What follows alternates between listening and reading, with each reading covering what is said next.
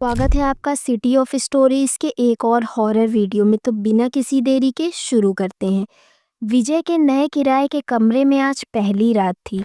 वो सो रहा था कि तभी किचन से आवाज़ें आने लगी, जैसे कोई सूखी हड्डी चबा रहा था। विजय के पूरे शरीर में डर के कारण सिरहन दौड़ गई।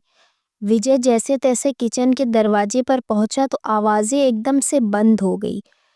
विजय ने झांक कर किचन में देखा तो सब कुछ अपनी जगह पर था। विजय जाने लगा, लेकिन तभी सिंक के पास एक धीमी सांस लेने की आवाज आई। विजय ने देखा एक पतले टेढ़े मेढ़े आदमी की परछाई, जो देखते ही देखते विजय के अंदर समा गई और अचानक सब कुछ बिल्कुल शांत हो गया। विजय के मुंह में अजीब सा खून जैसा स्वाद आ रहा था। वो डर के भागकर अपने कमरे में आ गया। इस समय विजय काफी घबराया हुआ था। उसने अपना सिगरेट का पैकेट ढूंढना चाहा, लेकिन तभी उसे एक जंग लगी चाबी मिली।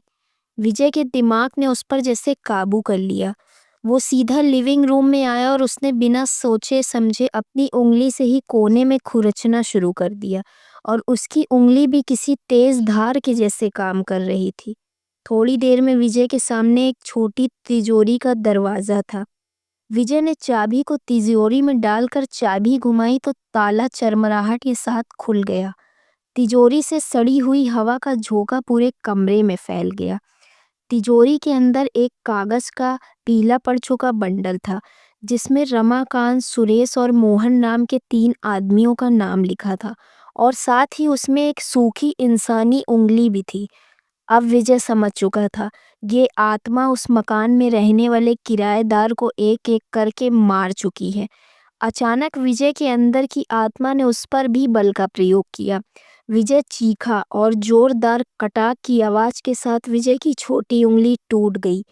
अगली सुबह विजय उठा तो उसकी छोटी उंगली गायब थी।